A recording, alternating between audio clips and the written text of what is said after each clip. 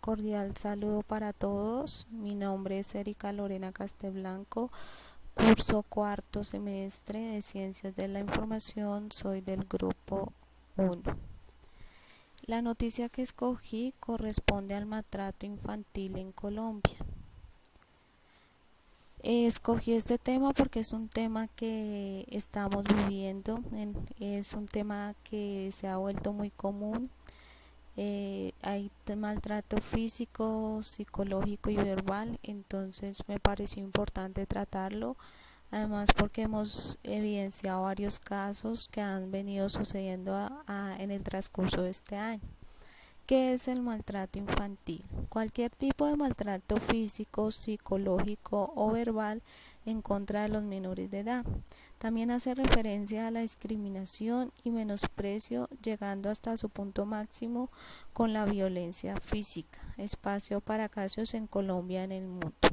Adjunté algunas imágenes que reflejan el maltrato infantil que sufren nuestros pequeños. El 25 de abril de cada año se celebra el Día Internacional de la Lucha contra el Maltrato Infantil, una fecha para reivindicar los derechos de los niños y concientizar sobre las consecuencias de denigrar y vulnerar la integridad de los menores de edad, para recordarle a la sociedad que no hay nada que justifique el maltrato infantil. En Colombia no tenemos claro el lugar que ocupa la infancia dentro de la sociedad. Decidí tomar algunos recortes de algunos artículos recientes donde se evidencian diferentes casos con diferentes historias sobre el maltrato de nuestros pequeños. Uno de ellos son: los niños maltratados corren el doble de riesgo de suicidarse. Capturan a padrinos de la niña Sara dentro de investigación por su muerte. Violencia contra la niñez, un problema que no cesa. La historia de abandono detrás de la menor abusada en Armero. Menor de 12 años fue brutalmente golpeado, aparentemente por su madre. De ahí se despliegan varios interrogantes, pero decidí escoger algunos que me parece son muy adecuados para el tema, y uno de ellos es: esta vulneración sistemática en la integridad de los niños es una cuestión cultural. En Colombia nos pasan dos cosas. Una, que no tenemos claro el lugar que debe ocupar la infancia en la sociedad. No somos conscientes del impacto que tiene en la vida de una persona tener una infancia triste, mal desarrollada y no adecuada y violenta. Carecemos de servicios adecuados de apoyo para las familias. Estos llegan ya cuando se ha producido la vulneración y toca separar al niño de sus padres. Entonces deberíamos contar con estrategias de apoyo temprano y poder enseñar a los papás a hacer un mejor trabajo. Cómo hacer para conversar con el niño y actuar cuando no obedece, cómo atender su desarrollo y sus derechos sexuales y reproductivos, sin necesidad de golpes o ataques físicos y verbales. Posteriormente también hay otro interrogante. Los estudios sobre la violencia contra los menores de edad advierten que este tipo de prácticas se generan sobre todo dentro de las familias. ¿El por qué? Pues también se identifican que vivimos en una sociedad machista con una visión inadecuada del niño. Muchos papás dicen: el niño es mío y hago con mi hijo lo que considere. En otras palabras, como el niño no es un sujeto de derechos para el adulto, yo hago con el niño lo que quiero, y eso es una visión equivocada de la infancia. Falta de apoyo. Las familias resuelven como pueden en lo que la cultura, el contexto, la tradición y su manera de ver la vida les ha dado. Por eso muchas de ellas repiten el ciclo de la violencia familiar. ¿Cómo se cambia la cultura para garantizar un mayor respeto a la infancia? Bueno, necesitamos de 2 o 3 generaciones más en las que haya más conciencia para lograr que los niños que hoy atendemos, cuando sean papás dentro de 20 años quizás, garanticen a sus hijos una mayor protección de la que ellos recibieron. Solo se va a lograr construir paz en el país si los niños son el centro. Si los adultos empezamos a considerarlos como sujetos de derecho y les tenemos como prioridad, porque un menor de edad que vive diariamente la violencia difícilmente cambiará su pauta de comportamiento cuando crezca. Se habla mucho de las malas prácticas de la crianza, entonces se evidencian algunas.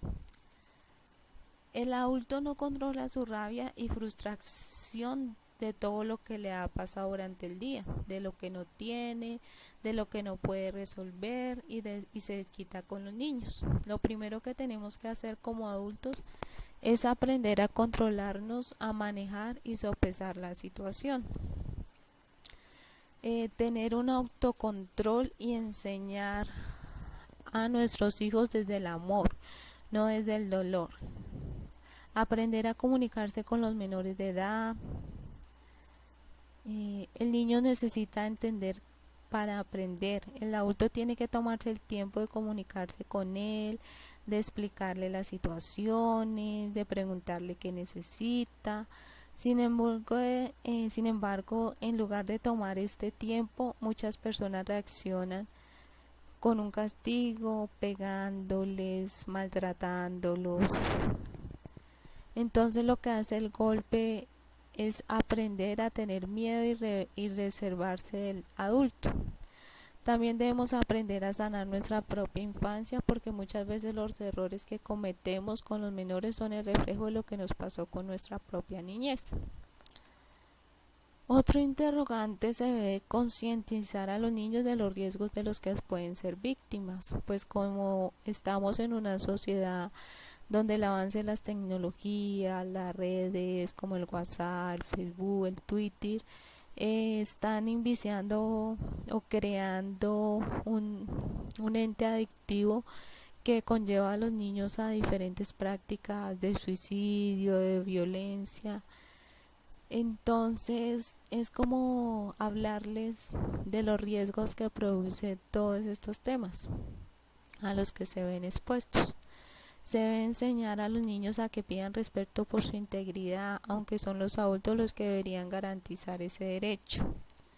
La voz del niño es muy importante para que sepa a quién hablarle cuando le pasa algo, que sepa qué cosas están bien y cuáles no.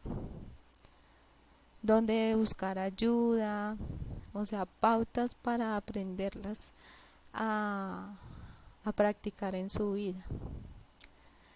En Colombia no tenemos claro el lugar que ocupa la infancia dentro de la sociedad,